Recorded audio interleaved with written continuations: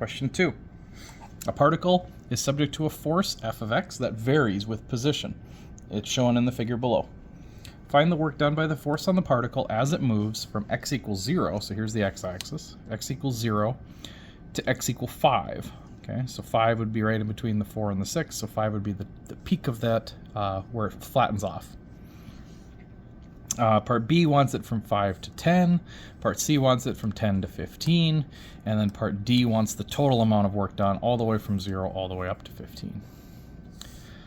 Okay, so for work, we remember that work is equal to the integral of your 2x positions, and then that's force dx, small amount of x, and we're going to sum over all of x. But all this is, an integral, is the area that is absorbed underneath that curve.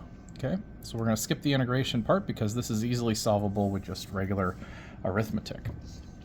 So for the first part, it only wants it to here, so all I'm concerned with is the area that is underneath that part of the curve, which is just that triangle. Okay, so for part A, area of the triangle, 1/2 base times height. 1/2 then, the base was 5, and the total height, if we come across, is 3. So that's half of 15, which is 7.5 joules, which is what we have for part A. Part B gives us this rectangle, or this, well, it might be a rectangle, it's a square. Gets this square here, all the way up to section B. So the area of this, of course, is just going to be length times width. Length times width gets us, it starts at 5 and it goes to 10, so it'll be 5. And that also is at 3. So that gets us 15 joules, okay, for part B. Part C works the exact same way. It wants to know from 10 to 15. So here we are again in that part of the triangle.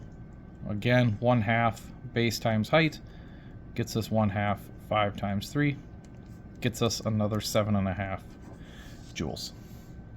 And finally, if we added all of them up, we would have 7.5 plus 15 plus another 7.5, or 30.